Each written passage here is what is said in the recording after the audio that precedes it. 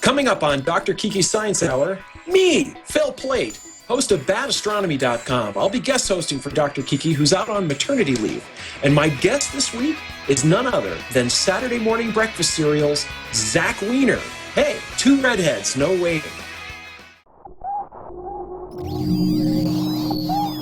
Netcasts you love. From people you trust. This is Twit. Bandwidth for Dr. Kiki's Science Hour is provided by Cachefly at CACHEFLY.com. This is Dr. Kiki's Science Hour, episode 87, An Hour with Weiner, recorded on March 17th, 2011. Hi, and welcome to episode 87, or possibly 88, of Dr. Kiki's Science Hour. Now, Dr. Kiki has actually spawned. She had a boy, and so she called me or emailed me a little while ago and asked if I could guest host for her. My name is Phil Plait. I am the Bad Astronomer. I write the Bad Astronomy blog at Discover Magazine. I've also written a couple of books called, cleverly, Bad Astronomy, and another one, Death from the Skies. It's the feel-good hit of 2009. But I've known Kiki for a couple of years, and so she asked if I could guest host for her one week, and I said sure, and I thought that would be a lot of fun. Well, she also said, you have to have a guest. And I thought, a guest? Well, who can I have as a guest? Now, I've been on her show before, and I was the guest, where I got to talk about stuff. As a matter of fact, I even made this model of Hubble Space Telescope for the chat I did with her, and it hasn't survived the move to my new office. But there's Kiki there. Oh, look, here, I can do this. Hi, welcome our guest host, Phil Plait. I can't get this right, so never mind. I'll put that away. Yeah, that's going to be the quality of the show here for the next hour, so strap yourselves in. So I was going through my list of people. Who can I have on for the show? And I thought, I need somebody sciencey. I need somebody funny. I need somebody who's going to make me look good in comparison. And I thought, I know just the person, and that would be Zach Weiner from Saturday Morning Breakfast Cereal. There's Zach Weiner now. Hey, Zach. Hey, how's it going? He asked that like we haven't been sitting here chatting on camera for the past half hour. Who are you, actually? I just walked into a room. Yeah. You're like an older version of me. That's weird. Yeah, you've aged quite well. Thank you. Happily, the camera's slightly out of focus. Now, before we get started, I do want to say that next week, before I forget, because I will forget because I'm a bonehead, next week the guest host is going to be Scott Sigler, who has written several books that are over my shoulder, right here, actually. You can see them. Whoa, there we go, right there. He writes science-based horror novels, and they're all really good, and they're fun to read. And he's hosting next week on the 24th. That's what he told me. That may or may not be right. I don't know. Yell at Scott if that's a problem. Zach, you are coming to us from the Windy City, from Chi-Town, Deep Dish Central, the city with square shoulders. Isn't that what it's called? Something like that. Square shoulders. Yes. I've heard something about that. So you're at the Chicago Conference for Excellence and Entropy. Is that what it is? It's CCEE, C2E2? It's C2E2. I think it's Comics and E. Is what it stands for. E. You're going to do some E. Chicago Comic and Entertainment Expo. There you go. And it's two E's because it's Expo and it's entertaining. I've got it. Well, that remains to be seen. It starts tomorrow, right? And that's what you're there for? Yeah. We're going to be here Friday, Saturday, and Sunday, and then we have a panel Sunday. Who's we? Me and James. We're the only ones coming to this one. The 10-second zombie, that James? That's the one. Awesome. And just because I saw that you had a video up the other day from the hotel room, what booth are you going to be in? 854. That's what I remember. So if you're at Chicago and you're at C2E2, go to booth 854 and walk up to Zach and give him a nice throttling for me. That'll show him. Why don't you go ahead and put up that picture, actually, Alex? Oh, me getting There we go. Oh, so not that one. Don't look at that one. That was a surprise. Oh, there we go. Zach and I actually have known each other for, I don't know, online. We've been e-friends for a while. We finally met at Comic-Con last year. And my wife was there, and she said, "I'll take a picture. Pose."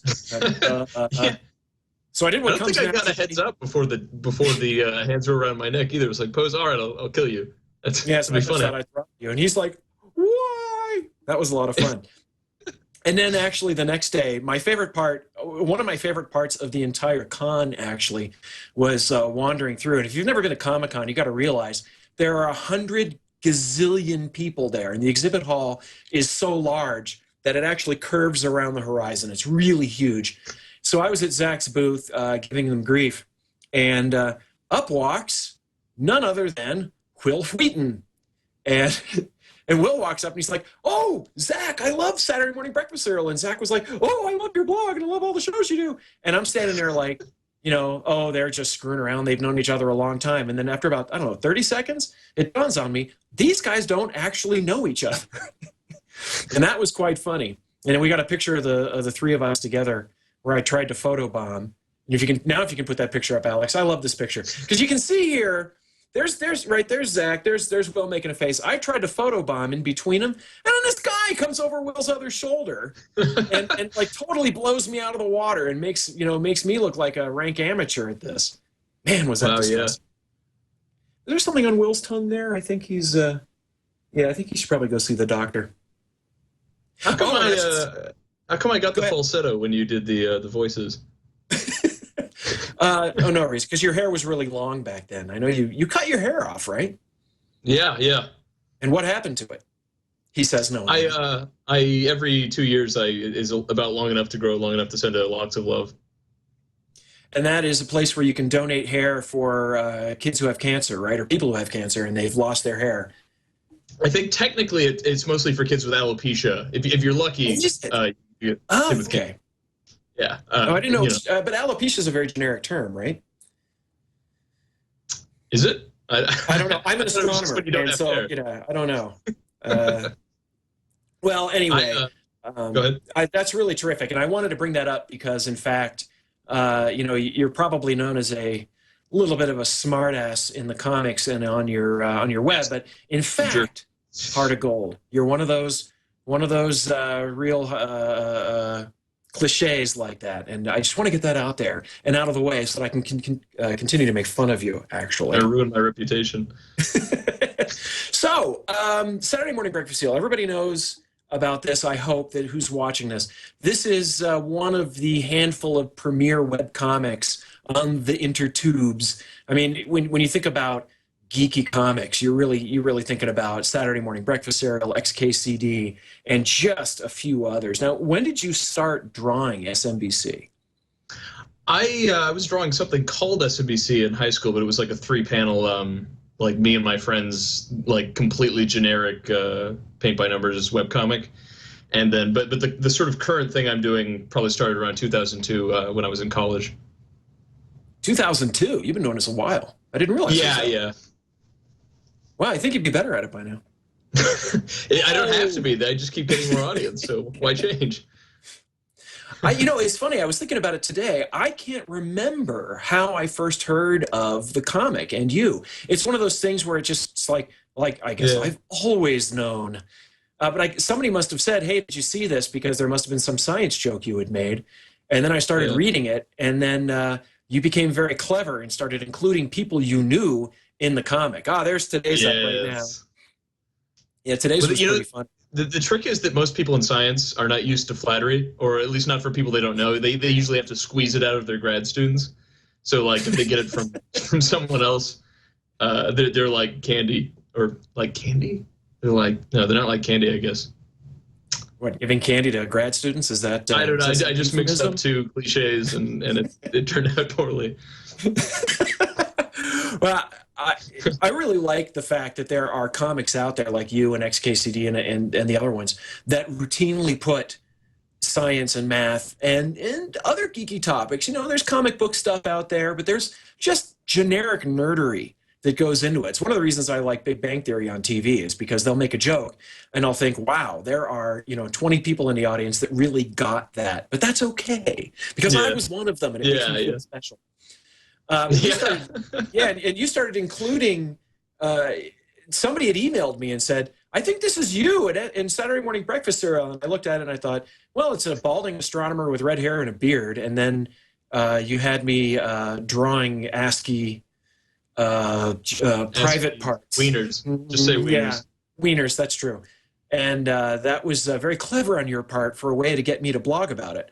And I've seen now you've done Sean Carroll, who's another blogger at Discover Magazine. How many scientists or people have you? And I know you're in it all the time, and so is your wife. But yeah, of course. How many other scientists? I feel like I'm on like the third date where we tell each other about our past. Yeah. So how many other scientists do you have before me? Yeah. That's baby. I don't know. What I do is whenever my rule is, so it doesn't get out of hand, is anytime I need a named scientist, like it would be funnier if the scientist had an actual name, and I happen to know someone in the appropriate field, I'll slip someone in, so to speak. Oh, there you go. It's a sloppy second order effects. That's the phrase I was looking for. Now you put a lot of science and math in there, but that wasn't how you started off. You're a literature major, is that correct? I have a degree in, essentially what happened is I have a degree in literature, and I think it's technically world literature because I included like Ireland or something. And wow, Wikipedia was right then. I guess that's a first for Wikipedia. Yeah. Actually, the Wikipedia article is not so. It used to have my birthday wrong, which was weird because I don't even know like where they would have gotten the wrong birthday. But yeah, I have a degree in literature, and then a couple of years ago, I decided to get a degree in physics. That's the short version, and at that point, the jokes got a lot lamer. Yeah, and then I noticed you started Twitter sourcing all of your homework.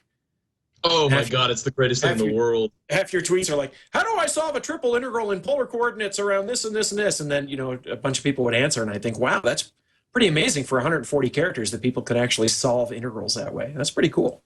It is pretty cool. I just had a really ugly one. I have to look up the Wikipedia article. I was learning about surjective functions, and there was this. I don't know what that means.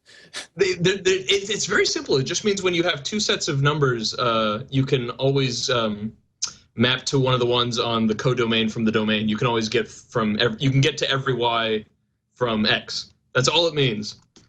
But okay. Uh-oh. Zach has frozen. If they give you these sentences, then it's just killed. Yeah. Do we have a glitch? A little bit. I think that was on purpose, so we didn't have to listen to your explanation. How dare you? But it's kind of amazing for somebody to go from, a literature major in college and then say, I'm going to go back to school and learn physics of all things. And for me, it was just. Oh, sorry. Go ahead. No, I was just sort of rambling off into an uncomfortable silence. So go ahead. Oh, great. The reason was I had just gotten to the point where I could sort of support myself on potatoes and lentils, drawing comics. So my manager of all people noticed that he felt and this sucks to hear from your manager. He said my comics got worse when I wasn't like stressed. So I could afford to just do whatever I wanted all day, and the comics got like thinky and weird. So I was like, well, I need to induce some stress in my life, but I certainly don't want to get a day job just to work a day job. That would be like the first time that it ever happened. And so I thought if I get a degree, like I go back to college, it'll be like stressful and terrible, but productive. And so from that point on, it was just a matter of picking something challenging, and I ended up in physics eventually. Well, you certainly chose something that was going to be terrible and reaching into the ichor of your soul from source material. I think physics is a good place to start. I'll add that the cold sweats and the nightmares eventually end. But I've been out of grad school now for 15 years or more, so. Yeah, my sense. I remember when you get to college, you notice that like there are breeds. There are the physicists and the chemists and the biologists and the mathematicians. And my sense of the physicists was that they're always unhappy, but they still feel like they're better than everyone else. And that sounded pretty cool. I've suffered more than you. That's exactly what it is. It's like they do all the work just for the pride of telling people they don't work hard enough later. Well, have you noticed all the subsections as well? I mean, there must be theoretical physicists and and various. I mean, in astronomy, the observers look down on the theoreticians. Oh, theoreticians Really? are making predictions again, and the theoreticians are yelling at the observers. You screwed up my perfect theory with your observations. That sort of thing. With your facts, yeah. Do you have Yeah, particle physicists I was yelling? actually Kelly and I just started this thing we do in Santa Barbara where we live called Beer Discussion, where we get academics together to drink and talk, and there was almost a fight between the mathematicians and the condensed matter physicists over multiverse theory, which was a cool thing to see. I don't know if I'd say cool. I don't know if I want to see scientists fighting. It was awesome. There was no threat of violence. I mean, or you wouldn't have been able to tell. I'm gonna notate you. Hey, you mentioned Kelly. She's your wife. You married a scientist. She does squishy biology stuff, right? Ecology and endocrinology and parasitology. There's another ology. Parasites and endocrinology, and she married you. Yes. Oh, are you making a "I'm the parasite" joke? Is that what you're doing? I would never do such a thing. But she's in your comics a lot. And I'll mention that my daughter is 15 years old and a huge fan of yours. You've talked to her a couple of times. And every time I read your comic, and especially when I know that Kelly's going to be away, when she's gone for a week on field work or meetings or something, I always cringe when I open up your comic because I know it's going to be something I don't want my 15-year-old daughter reading. But is that a source of inspiration for you? Yeah. I embrace the little bro. I see. And she's in the comic a lot, and I know she's in your SMBC Theater, which is a new thing you've been doing for, about a year now? Almost 2 years, actually. Really? Okay. Yeah. It's just I would think time would seem longer, but all right. Yeah, those are fun. I'll add, if you look up SMBC Theater, not safe for work, almost without exception. Very funny, make me laugh.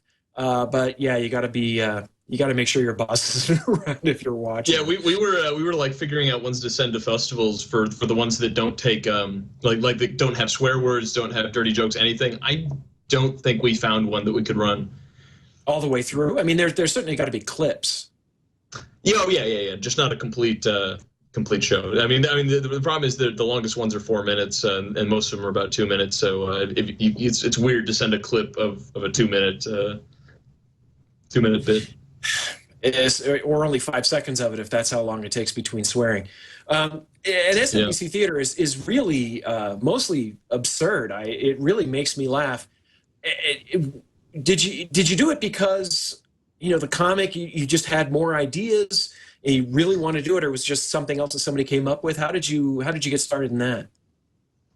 James and I had wanted to do it like years ago, but we had no means to do anything. We were completely broke, and thanks to the comic had sort of taken off a bit, and also James had moved back to LA, so we kind of, between the people we knew and having like a tiny bit of cash flow, we were actually able to do it. The problem is, like, the nice thing about comics is there's no overhead really. There's I pay server fees and that's about it, and pencils and paper, but it's nothing. But for a video project, you need 5 to 10 people on set every day, and you have to pay for food for them, and you have to pay for a camera, tapes, editing, directing, and so in order to get it all together requires substantially more means.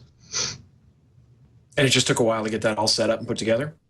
Yeah, well, it took a while. I mean, we probably could have done it sooner, but it just took a while to sort of realize that we could even attempt this. And it still feels crazy, but it's much more streamlined than it was 2 years ago. How long does it take to put together a 4-minute clip? Because when I was filming my own show, I mean, we'd film all day, and then nothing would get used. Yeah. It used to be worse. On our second shoot ever, we shot like 12 hours for a 4-minute video, which is crazy. I mean, that's like a better ratio than feature films have. It was stupid, and now we can get it to where we shoot under an hour for most sketches. Oh, nice. Yeah. So it's actually not too bad. We have a workflow. Like, we have some editors we work with and directors we like, actors we like, and so it's 2 years in, it finally feels a little comprehensible. So you've got Saturday morning breakfast cereal, you've got SMBC Theater, and I know you've got a couple of books, including Captain Stupendous, which I have a copy of, and stupidly, it's upstairs. My daughter's got it. She's reading it right now. Ooh, she's not really. I know. age appropriate. She's very mature for her age. She really likes that kind of stuff. So I'll just leave it at that. But it was pretty funny. And so you've got a ton of projects keeping you busy. What else are you working on? We also, James and I and the artist from Captain Stupendous, Chris Jones, are doing a kids comic called Snowflakes, just ongoing at snowflakescomic.com. And then as of May 8th, we have the book launch party for the SMBC book, which is finally going to exist. So okay. Are you publishing that yourself? No, we're going through Breadpig. Do you know Breadpig? Oh, yeah. Yeah, they did the I mean, I know about it, yeah. but we have millions of listeners who have no idea what it is. Go ahead. So Breadpig is a sort of publishing and geek stuff company founded by Alexis Ohanian. He was one of the co-founders of Reddit, and then he left that, or he'd started Breadpig, and he left to sort of focus on it. And so their big thing so far is they published the XKCD book, and Alexis has some other cool products, like he has LOL magnets, which are like LOL catchphrases on little magnets you put on your fridge, this sort of thing. But anyway, what's cool about them is the usual publishing deal you get for traditional publishers, like you take something like 15 to 20%,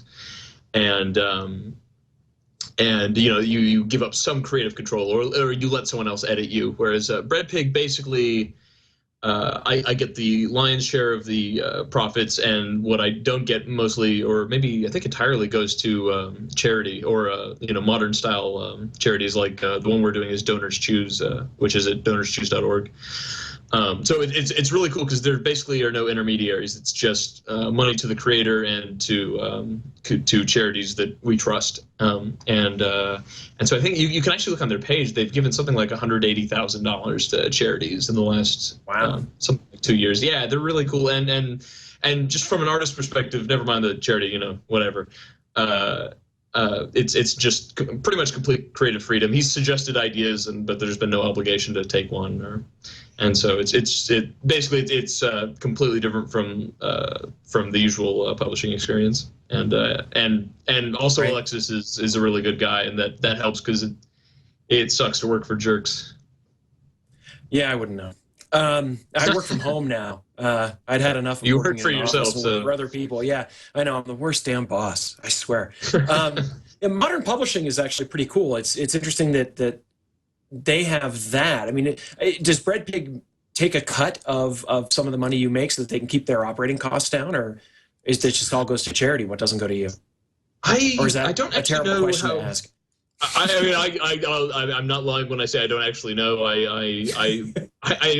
make it my business not to know about anything. I don't have to, because running a daily comic while doing this other stuff is murder. And so I'm trying to not handle any business, and I assume within a couple of years someone's going to swindle me out of all my money, and it'll be tragic, but so it goes. Well, that's what I was wondering. Do they send you a check every month, and you look at it and you go, "Yeah, that's probably about right. That's good enough," Yeah, I get a $5 check every month, and I think that's right. Yeah. Divided by 2 for the IRS.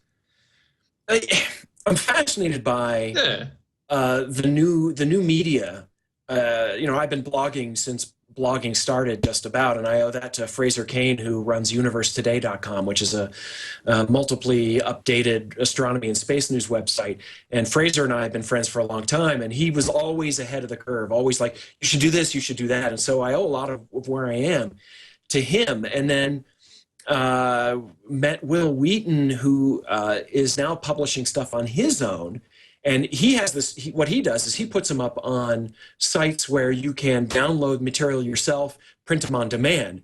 So there's, you can write something, organize it, format it, put it on this website, and then you don't have to worry about it anymore.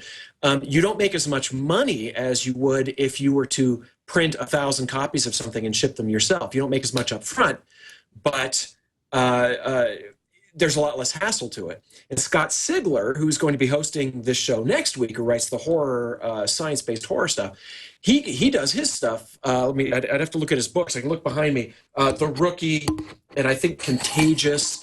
He did these himself. He basically wrote them, got them bound himself, and then shipped them out with some other folks helping him. And that must have been, what a monumental task. But it's interesting how you can go about these things in different ways. It just depends on how much effort you want to put into it. And I guess in your case, you've got a few other irons in the fire that you're dealing with. Yeah, I actually one of the cool things too, and I haven't read the Sigler's books, but if there's science based, you mean you love them and you've read them many times. Which is one of the nice things about new media is you can sort of do, you don't have to recoup as much money to make it worth your time.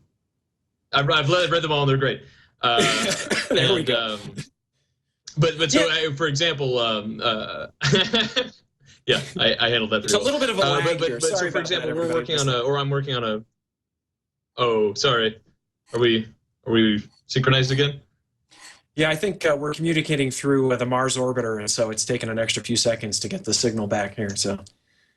Well, I'll tell you about. I'm working on a Choose Your Own Adventure, also for Bread Pig. It was actually the first project we got together on before we decided to do the SMBC book together. So I'm doing a sort of choose your own adventure game novel thing, and I suspect no publisher would ever be at all interested in that. But I'm pretty sure between my pre-existing audience and Bread Pig's audience, and just how totally geeky that is, we should be able to recoup expenses. And actually, the other really cool part is like. The costs are so low these days. If you get 1,000 books printed, you could probably get each one printed for like $2, which means all you have to ever do is sell 200 of those books and you've made your money back, if you're doing it all yourself. So the nice thing is you can do weird stuff where you can take risks, and it's not like in the 90s you would have had to like print a whole bunch of black and white comics and go around to comic book stores and try to beg people to buy them, and it was I imagine much harder. Yeah, now there's Comic-Con. That's all you need, really, and a booth, as I'm sure you know. Oh, yeah. But, you have a pretty big audience now. How many readers do you think you have for SMBC? That's something I've been curious about.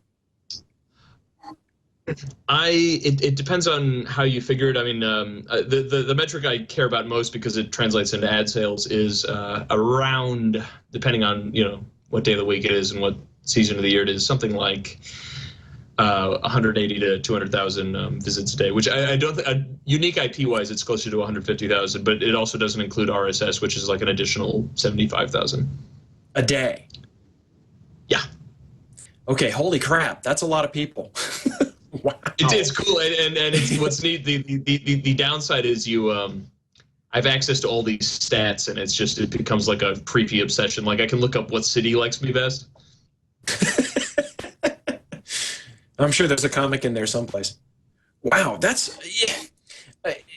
you could dream. I mean, that's more traffic than I have by a substantial fraction, actually. So a lot of us can dream about having that kind of traffic. Has it built slowly? What I've noticed about my own stuff is that my trend is it's always increasing. But it's a little bit like evolution. It's punctuated equilibrium. There's sort of a general rise, and then all of a sudden something will happen, and bam, I'll get some fraction increase. Have there been seminal events like that, pardon the expression, in your history that's really blasted up your page views? Yeah. There's actually I have basically the same deal. It's linear for a while, then there's a punctuation, and then it's linear. Hopefully slightly better than the last linear you had. Right. Hopefully the coefficient is higher. and actually the whole National Organization of Marriage thing was the craziest spike in traffic I've ever had by far. Well, that's actually where I was going to go next. That blew me away. When you posted that comic, and Alex, we have that comic, if you can put that up. It's the one with the old guy yelling at the kids. And I actually I read your comic every day, but I typically don't read it until lunchtime. That's when I'm done, like with all my panic caffeine driven writing. So then I'll slow down and read. There you go. And by then you had already been tweeting about it, and I was trying to figure out what you were talking about. So why don't you go ahead and run us through this story, because this is made of awesome. This I've always liked you, and we've been friends for a while, but this is when you kind of towed the line of hero at this point. This is great. It was cool. It was so I did this comic, which is just supposed to be a joke about, I don't know, how the future will be weird, and it'll be fun to be old, because everything you think is normal later will be bizarre to your grandchildren. And especially if life expectancy keeps increasing, like, you know, I'm already imagining all the cool, like, I imagine explaining like rental of videos to your grandkids. It's just going to be bizarre. And so anyway, so I did this comic just with nothing in mind other than just it being a joke. And then a group called National Organization, I think for Marriage, National Organization for Marriage, NOM, picked it up and ran it as if it were like a complaint about the degradation of society, like a complaint against the loss of heteronormative sex or something, which it was in no way intended to be. Well, for those of you watching this, the comic is just a guy talking to these kids saying, "In my day, you inseminated a human female and the baby developed inside her body." And so the National Organization for Marriage, to be very clear here, is one of these defenders of marriage, where it should only be between a man and a woman. They put out the wonderful, wonderful video of the gathering storm, with the storm clouds behind all these people going, you know, if gay people can get married, then, you know, my gas prices will go up, and you know, we'll be able to marry monkeys and everything else. So, you know, this probably isn't a political web show when Kiki does it. I have no problems laying some of my opinions on the line. Not a big fan of Nam. So what happened then, Zach? Tell us. Oh, so I was sort of upset and like trying to figure out, you know, what can we do about this? And then I discovered they had hot linked the image, which means they access the image directly from my server. And to be clear, because I think there was some confusion about this, I don't have a problem with that per se. I actually encourage it if you provide a link back to the website. Some people have a problem with it because you're taking their bandwidth. I don't care as long as you're giving me traffic. But the upshot is, if they access from your server, you can just change what the file name refers to, and then they're accessing whatever you put up. So my immediate thought was, I got in touch with my brother who does the web stuff, Marty, and our initial plan was to put dirty pictures up, and then we decided maybe that was the most genteel way to go about it. And I, to be honest, it's basically at the last second I decided to change it, which was very fortuitous. Because basically I figured it would be nice if I could, you know, show people what I did, and if it was nothing but filthy pictures, it would be a little hard to show off my handiwork. And so instead we got a traditional 6-color rainbow flag that just said, "We hold these truths to be self-evident, that all men are created equal," by Thomas Jefferson. And so all of a sudden, Nam is running a rainbow flag on their own blog, and apparently it's a pretty popular blog. And the best part is the way the trick Marty did works is that if you have the image cached, it loads the old image. So presumably there was like a good 6 hours, because this was on their site for like 6 to 10 hours. It was a long time. And I think what happened is they had looked at the comic earlier in the day because they put it on their site. So whenever they looked, they had no idea what everybody was talking about when they were being made fun of in the comments. And so it was funny because we mainly did this as a prank. Like, we thought it would be hilarious to do this, and then it became this crazy publicity thing. Like, it was on just all these gigantic sites for a week. It was crazy, and it was cool because my attitude with PR is that in general, good behavior is good PR, and this was sort of the ultimate validation of that. We did something that was kind of cool and reaped audience benefits from it. I saw it everywhere. I wrote about it that day, and then I saw it on Reddit, and I think Boing Boing picked it up. And I mean, you were the social media darling there for several days. And honestly, you know, awesome. Well done. It was a beautiful, beautiful thing. And I was really happy to see that. That was very cool. That was really like the best day ever. Like, I was getting phone calls from people I hadn't spoken to in years were getting in touch with me just to give me a thumbs up. That's terrific. You know, I have mixed feelings about how to get messages across, and you know, you do you do a web comic, and there's a lot of satire in it. I mean, a lot of the times it's just a straight joke. A lot of the times it's just, uh, not to be, not to denigrate you at all, but, juvenile humor. I don't think you would have too much of a problem with that adjective. And those always make me laugh really hard. But satire, is such a wonderful way of deflating, especially political bombasts. And so when you do something like that, I mean, that's terrific. It could have just been, thumbing your nose or something, like you said, something dirty. But going that way, like you said, clearly paid off. I can't even imagine how much traffic you got from that. It was pretty good. I had my highest day ever, I think, a couple days later. Something like 300,000 people came to the site in one day, which was really, really crazy. Wow. I call up Marty because I was like, oh, do we have to get a new server? Because that would make me feel great. And he was like, nah, we're fine. And it was, yeah. That happens sometimes too. I'll post something and then we'll get a lot of traffic, and then suddenly things aren't loading. You think, oh God, who linked to me now? And it's just you happen to catch the eye of, somebody on Twitter, and Chris Hardwick, I remember, linked to my website once, and he's Nerdist, and totally destroyed our server. I mean, it was like 1,000 comments, and that the server has to try to load those comments in real time. And you don't have comments on your comic, do you?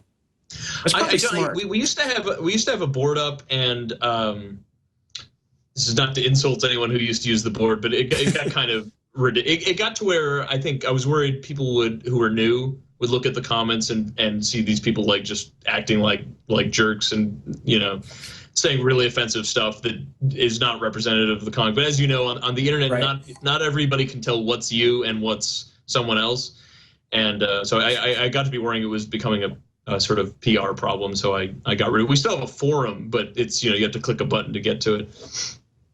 Right. It's kind of funny.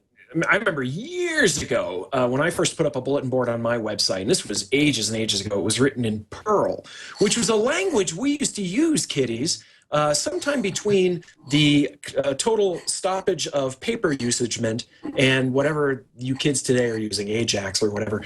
And this bulletin board was a pain in the butt, and I had to edit it manually. And somebody had posted on a bulletin board saying, if you have a bulletin board, you are at the mercy of anybody who has internet access.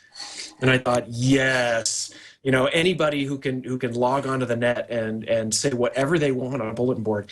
And it's interesting, because I have my rule on my blog is don't be a jerk when you're in the comments. Don't make fun of people.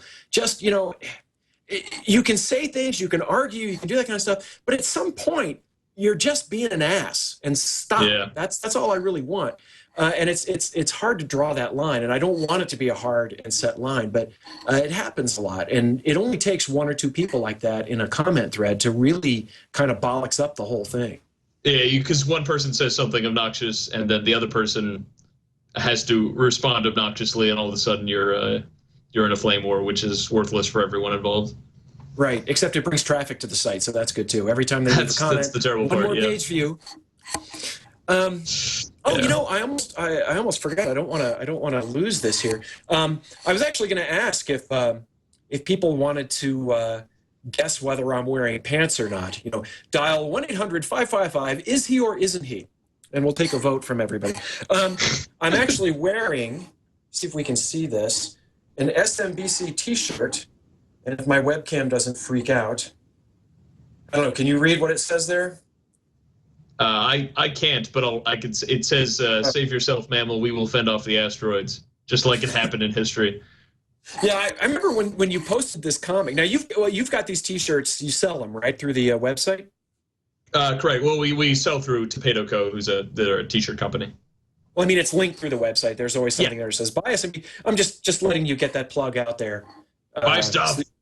Yeah, because then the next time we get together, Zach will buy me dinner. So if he makes money off this, yes. I remember seeing this comic and reading it, and it's just every now and again, you'll put up a comic, and I'll think I should understand this.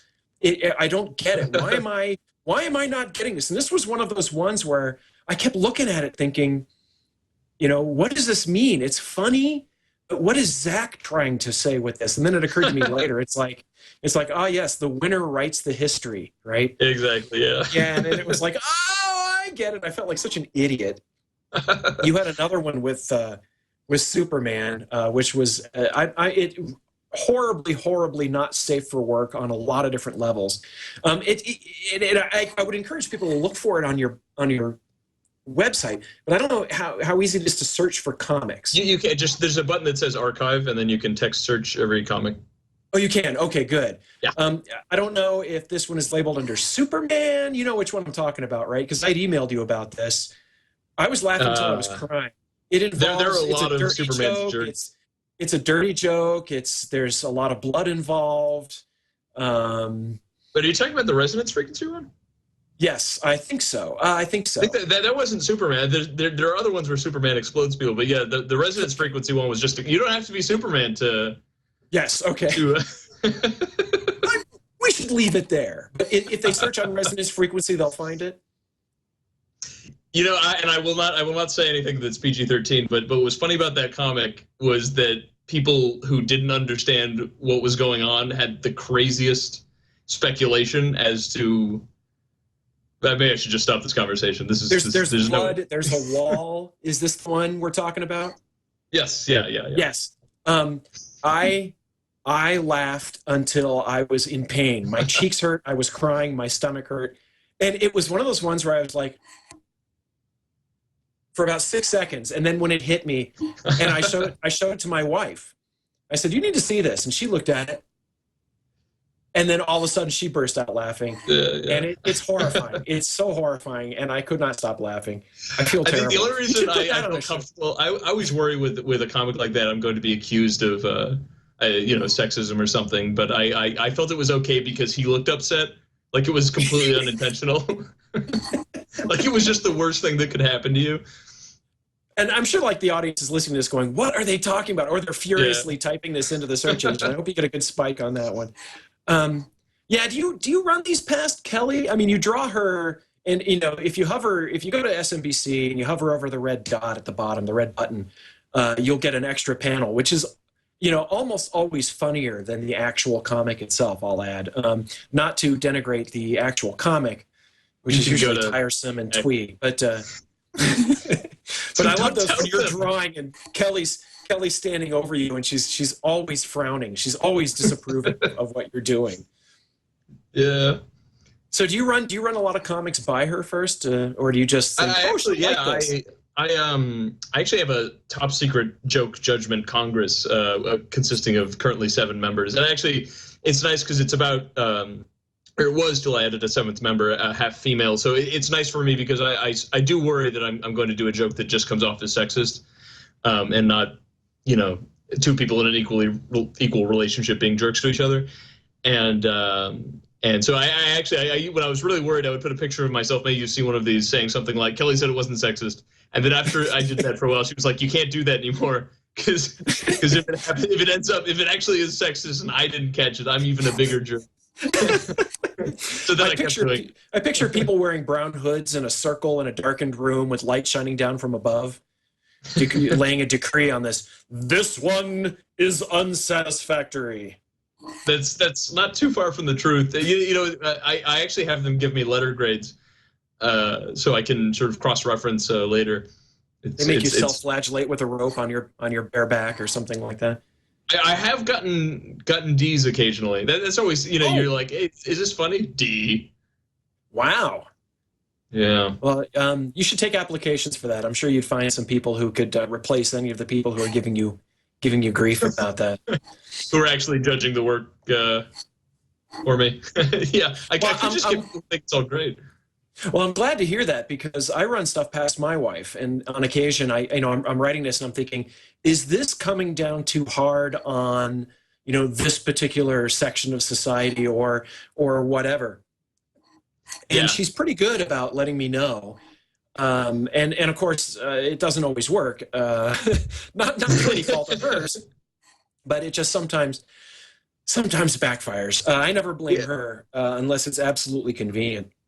Yeah, unless it's easy. Yeah, well, do you have this? Sometimes I worry that I'm accidentally portraying an inside joke between Kelly and I, and neither of us realize it. Oh, that would be interesting. And yeah, do you like I'm get like, is this emails joke or funny? And she's like, that's gold. And then I put it up, and everyone's like, what's going on? And then I blame her, and happily, it's I great. never I do feel bad. that. I keep mine pretty backed off from private life unless it's a picture of my cat or something like that. But I don't like, for example, I wouldn't post a picture of myself on my blog, without a shirt on, as you commonly draw yourself with the little curly Q hairs. That always makes me laugh. I've actually started to get people at cons who are like, could you draw hair on this? And I'm like, yeah, of course I could. Wow, now that's probably the best out of context quote we could have for this entire show. I think can we change the title? Episode 87. Can you draw a hair on that? That would be awesome. Let's see. I'm going over my my list. I actually have notes. I have actual notes that I wrote down again on actually pressed, dead trees here. You can tell it's mine because it's legit. There's a chocolate stain right there, so that's it. Oh, I was looking at the Wikipedia article, and your date of birth actually freaked me the hell out. I'll say that. It occurred to me that on the day you were born, I was studying for my high school finals.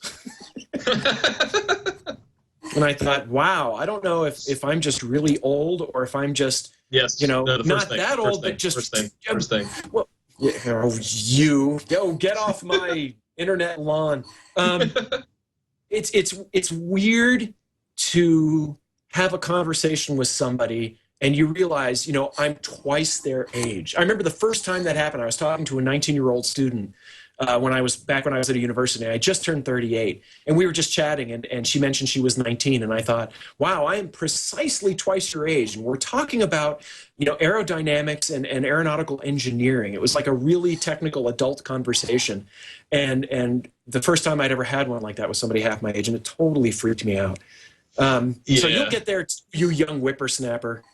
I'm already weirded out that there are people born in the 90s. That's like people who can drink. Process that. That's crazy. I was drunk when you were born. Yeah, that's a weird. I wonder how that's going to change what I do. When I look at my blog posts from 4 or 5 years ago, or even the stuff I used to write 10 years ago, and how it's changed, I'm a lot more confident in what I write now. And so, the style changes. But as I get older, I wonder if I'm just going to become, a curmudgeonly cynic. And that's what I have a similar thing where I'm like I noticed I used to, whenever there was someone's female or a significant other, I would always put girlfriend, and then for a while I always put fiance, and now I pretty much always put wife. And I used to think, like, when I would write girlfriend, I was like, it's just funnier. It's just funnier if I write girlfriend. And now I think it's funnier if I write wife, and I realize it's just funnier to me and no one else. And I worry it's going to get to, yeah, and I worry it's going to get to where maybe my jokes don't make sense to most people. I decided I'm not going to try to cater to people younger than me whose experiences I don't share. I'm just gonna do what I think is funny because otherwise that sounds terrible. You listen to rock bands who are like 40 and they're talking about high school prom still, and that just sounds. So I guess they still interact with high schoolers though. Maybe that's okay. I don't know. Well, you know what's next. If you went from girlfriend and now wife, you know what's next. You're going to be writing about widows. So, yeah.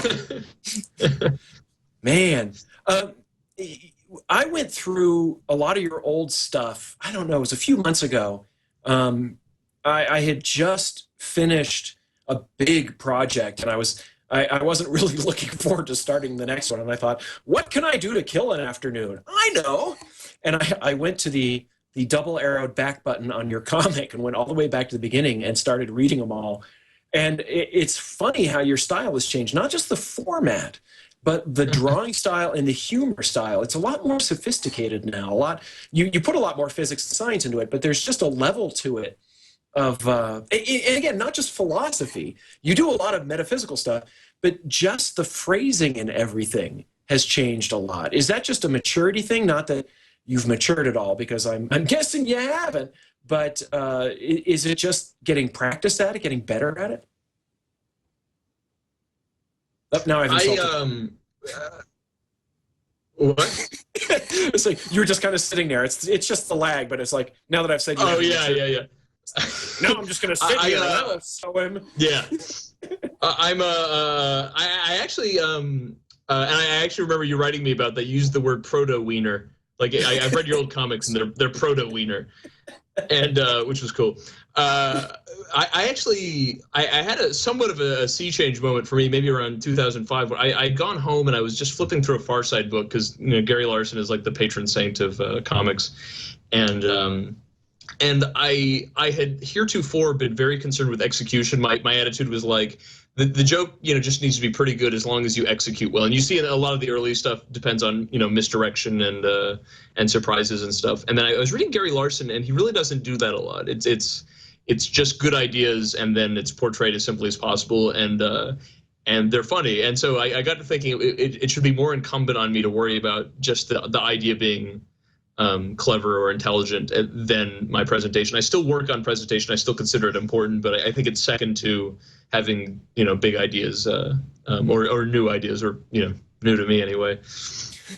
And then it all comes together, and you get resonance frequency cartoons. So and that one, I mean, that one it's short to the point. It's just, oh man, oh my gosh, is it funny? That's a good example. Because if I had the same idea in 2005, I probably would have tried to work in a second joke in the caption or something. Whereas in that one, it was just basically all the caption needs to say is resonance frequency. So it was like the shortest sentence possible that has the words resonance frequency, and I was out. And I think it's better that way. I tend to be wordy. I don't know if anybody out there has noticed. And so a lot of the time when I let my wife, I shouldn't say let, but when I ask her to vet what I've done, she's always like, these 18 paragraphs, I don't think you need those. I think that's possibly diluting the other 72 paragraphs that you're trying to do in this, what's supposed to be an 8-paragraph post.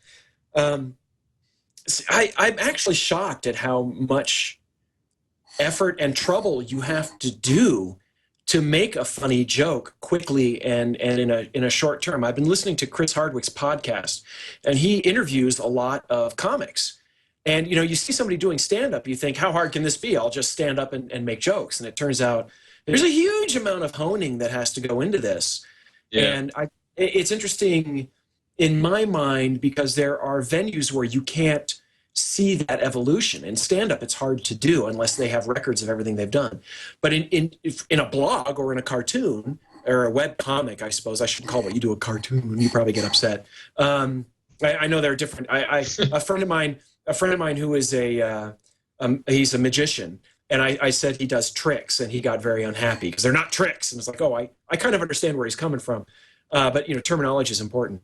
But with comics, it's easy to see that evolution. And I think in your case, people can go back and see these old comics and laugh and have fun with it, but they'll appreciate the ones you've got now even more because there's a level of, and it sounds ridiculous saying this, but there's a level of sophistication to them now, which just kills me. When you put in a science joke or something like that, and I don't think everybody's going to get this, but that's okay. They can try to figure it out, or it'll spark a discussion. Yeah.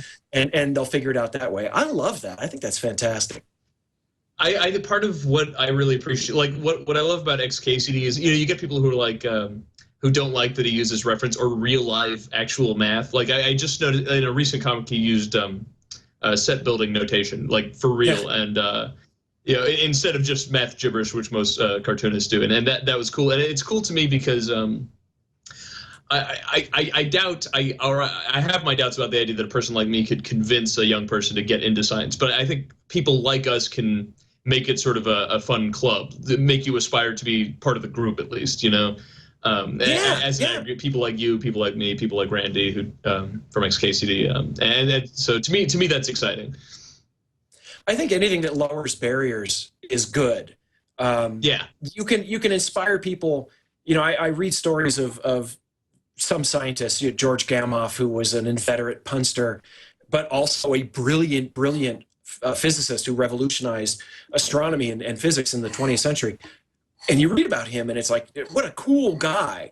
And to find out about him and to make it more human, that can inspire people when you see scientists going out and doing that sort of thing. But just talking about it, showing people how much fun this is and bringing them in. I think you're right. I do it by posting pictures and describing it and talking about the stuff that isn't in the press release. I say, I've worked on this type of object. Here's where, the press release is saying, we've learned about this and this and this.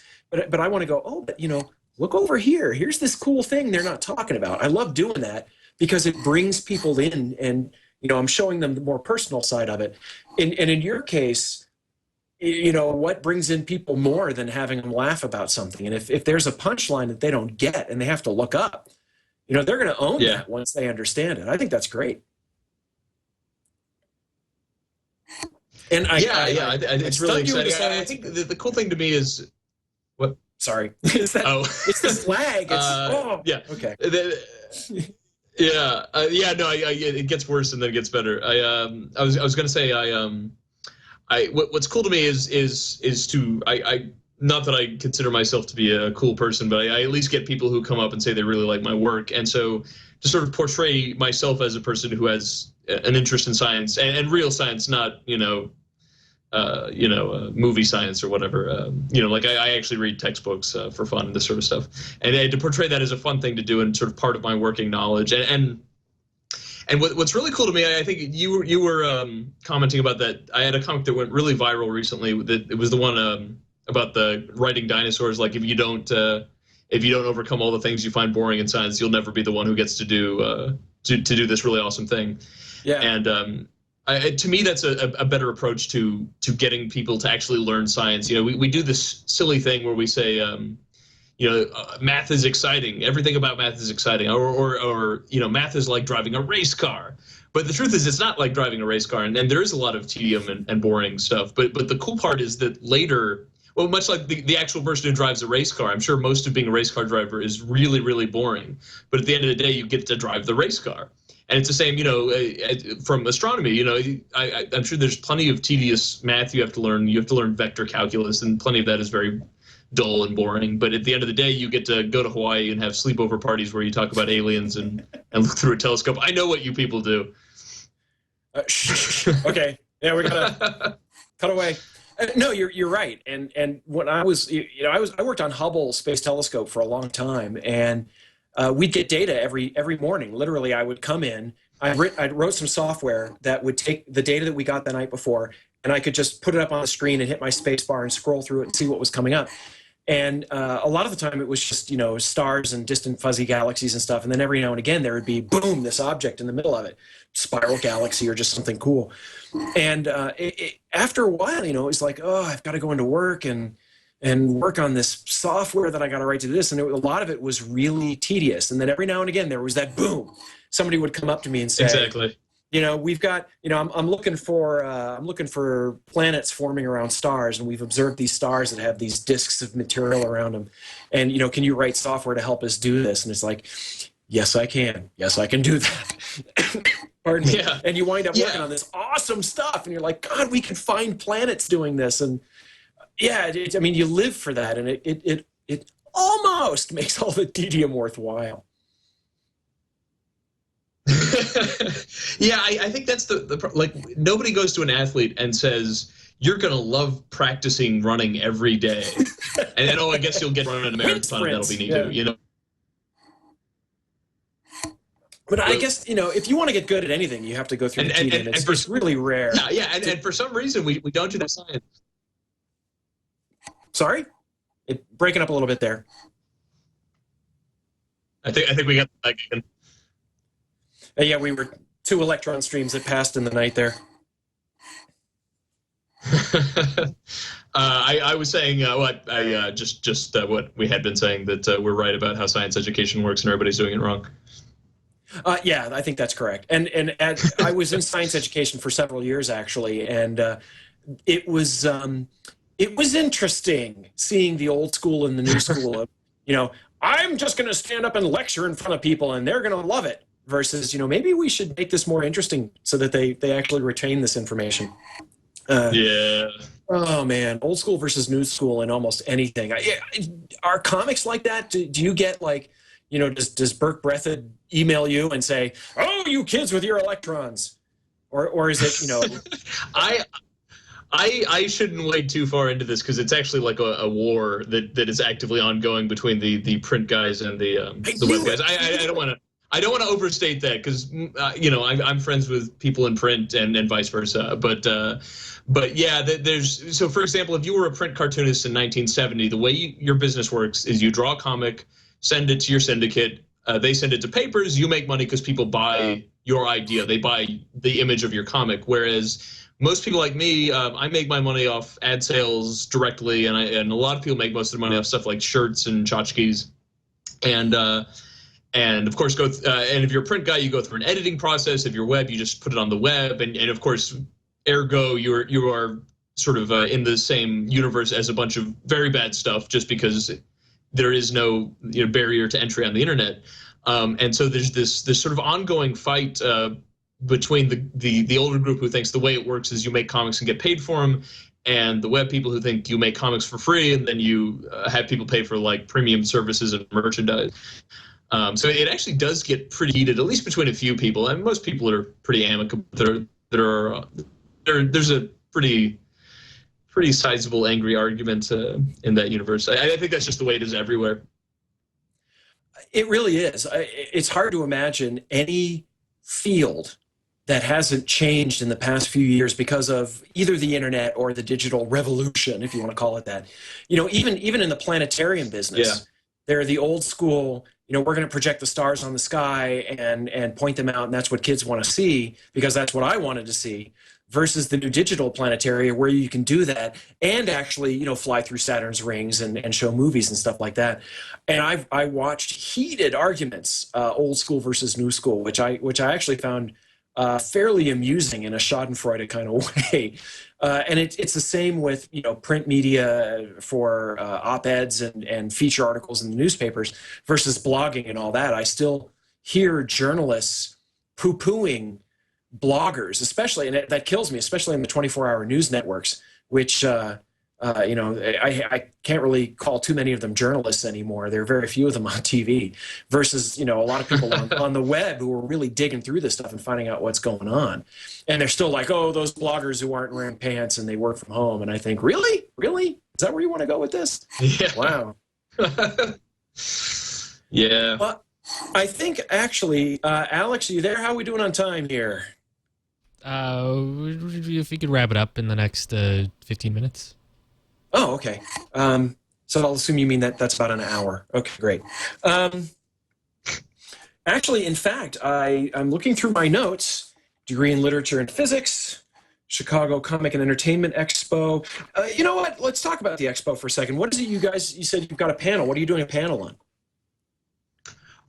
We will be, it's mostly just Q&A, but we are going to show a video that hasn't been shown yet on the SMBC Theater website, and maybe some other stuff. But mainly, we'll have a new video nobody's seen yet, and you'll get to see it a precious few hours before anybody else does. and other than that, we're just boothing and what? Where is C2E2? Where's it going on? It's downtown Chicago. I don't remember the name of the building because there's a terminal system, so I removed it from my functional memory. And for your stockish fans, what room number are you in the hotel? We're in. Almost. I was about ready to book my airline ticket. Hi, you can Zach, come. I'm your biggest fan. I actually don't know that much about C2E2. I go to Comic-Con and Dragon Con and a couple of the other ones. Is this mostly comics? What is it? What's the theme there? It's have you ever done New York City Comic-Con? No, I really want to go, and I want to go to Phoenix as well and Emerald City. I want to go to all of them, but at some point, the checkbook says no. Yeah. Well, New York City NYCC is excellent. It's sort of, to me, second only to San Diego in terms of there being lots of people and lots of industry types. And C2E2 is done by the same people. I think they also do PAX. It's Reed Expo, REED.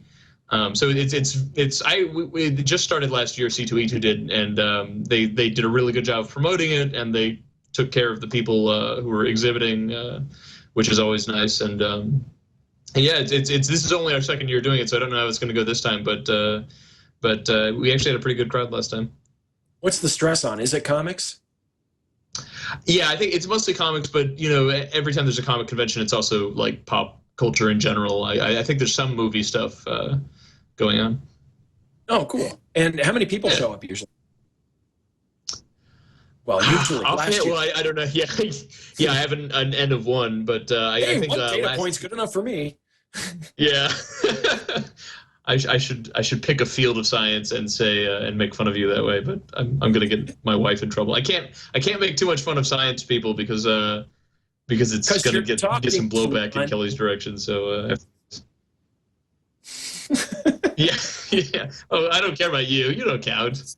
I actually had that discussion recently with a friend of mine about what defines an astronomer.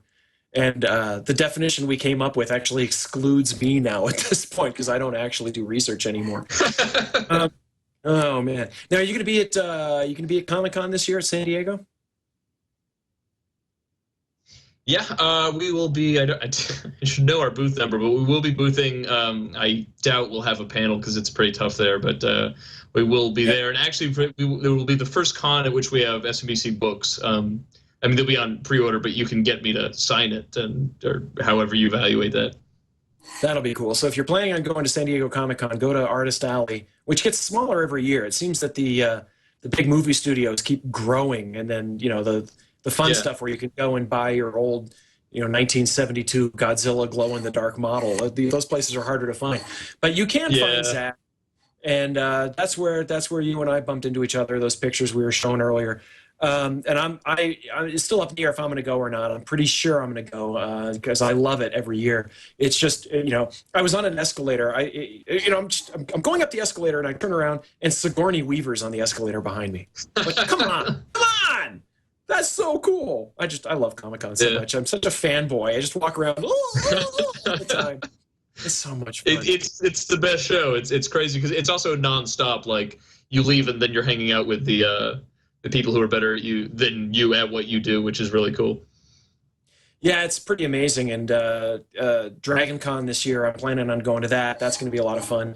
Now that I think about it, I don't see webcomic people there. There's a lot of comic book stuff there. There's a lot of movie and TV stuff, but not a lot of web comics. Have you ever been? Dragon Con, I haven't been, but it's traditionally a gaming con, I believe. I think it started as like a tabletop gamer sort of thing. And for some reason, there's a big skeptic presence. I actually don't know the history of that. I do. That's Derek Colanduno and Robin McCarthy. She goes by the name of Swoopy.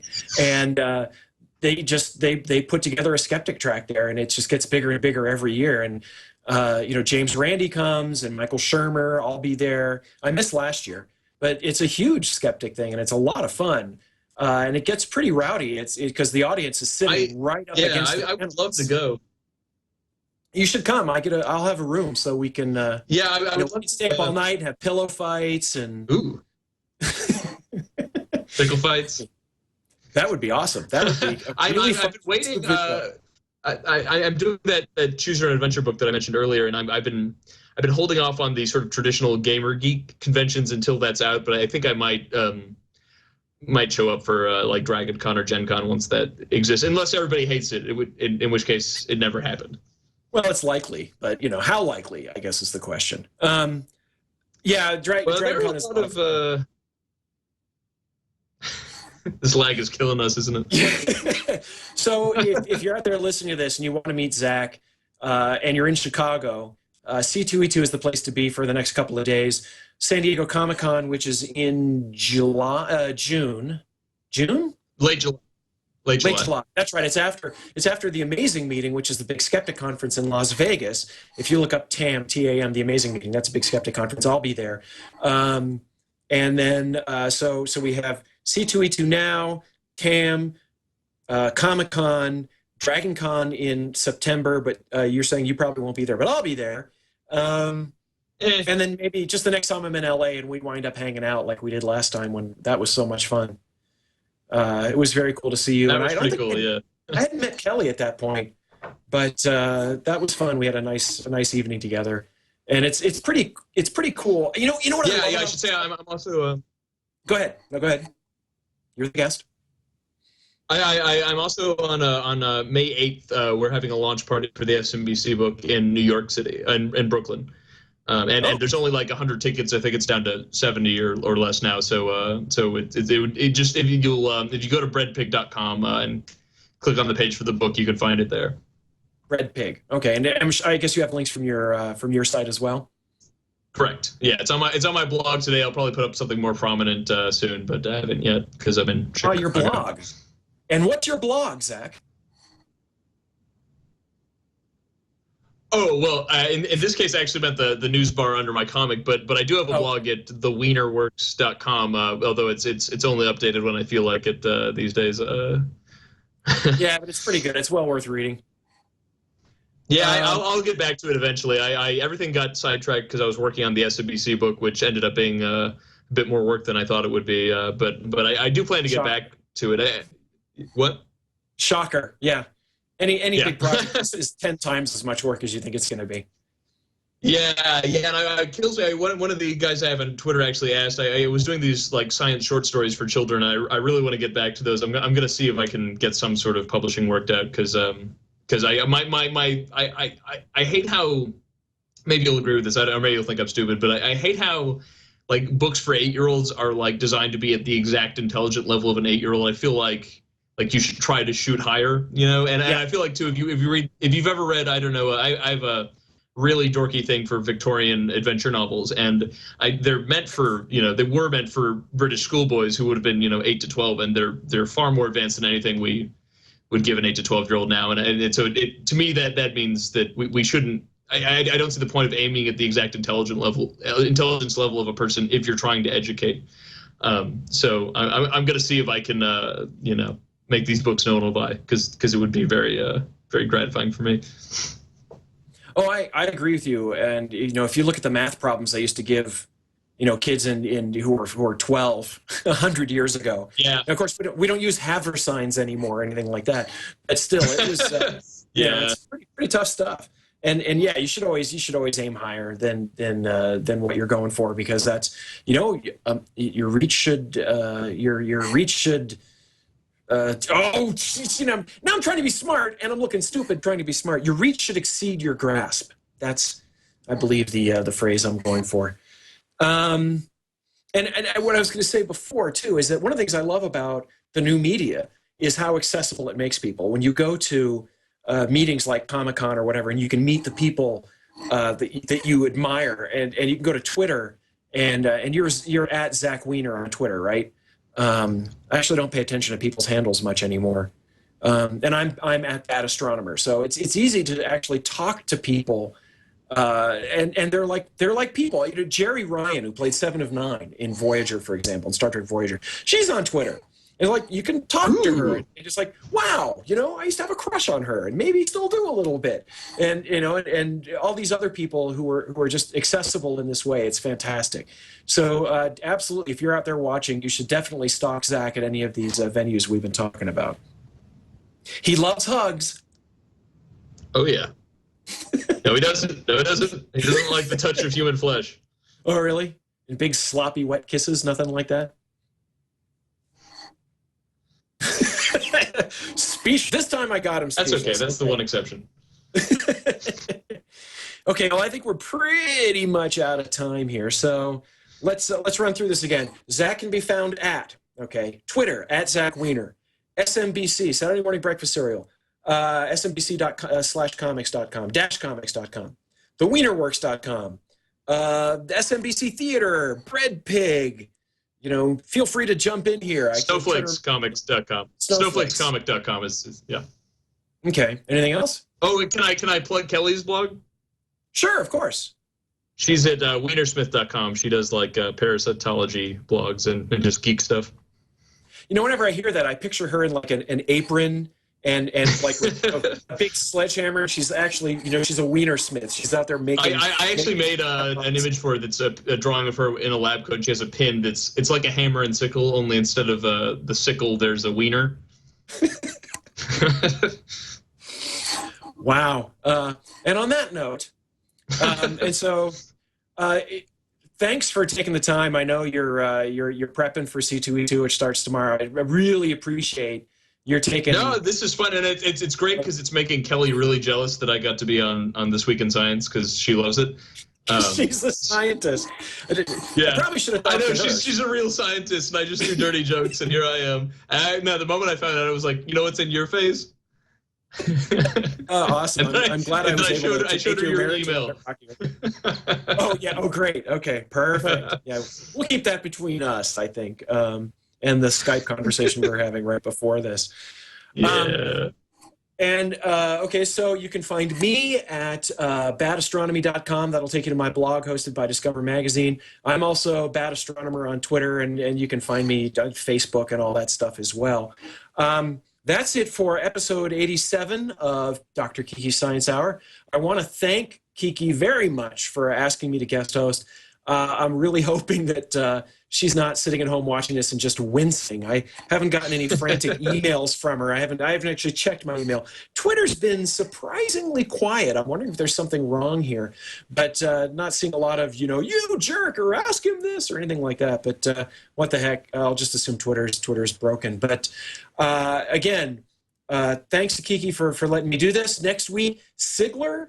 If you think I talk quickly and too much, Sigler is going to blow the back of your head off. So get a shout out for him. You'll definitely want to see him on March 24th. And that's it. Thanks everybody. Appreciate your taking the time to listen to us jabber on about comics and science for an hour. Take care.